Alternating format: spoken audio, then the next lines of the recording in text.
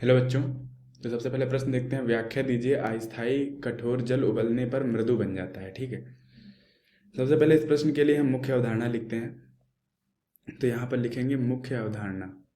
ठीक है, मुख्य अवधारणा, मुख्य अवधारणा। ठीक है, तो ये हमारे पास हो गया मुख्य अवधारणा। मुख्य अवधारणा क्या है कि अस्थायी कठोर जल जो होता है, अस्थायी अस्थायी कठोर जल,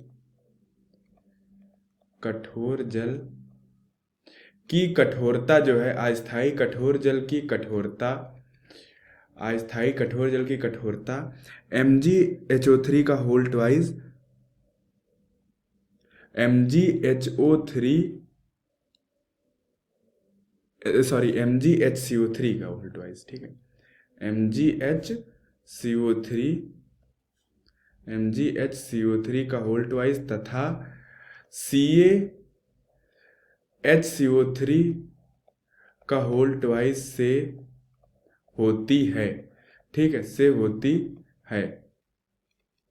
अब इसके बाद देखते हैं अस्थाई। अब उत्तर लिखते हैं। ठीक है, तो यहां पर लिखेंगे अस्थाई कठोर, अस्थाई कठोर जल, अस्थाई कठोर जल की कठोरता जो है, की कठोरता, की कठोरता MgHCO3 का होल ट्वाइस तथा CaHCO3 का होल ट्वाइस से होती है। जो मैंने ऊपर लिखा है, से होती है। ठीक है, उबालने पर, उबालने पर जो है, उबालने पर ये दोनों, ये दोनों तलछट हो जाते हैं, यानी कि तली पर बैठ जाते हैं। ठीक है, तलछट हो जाते हैं, हो जाते हैं।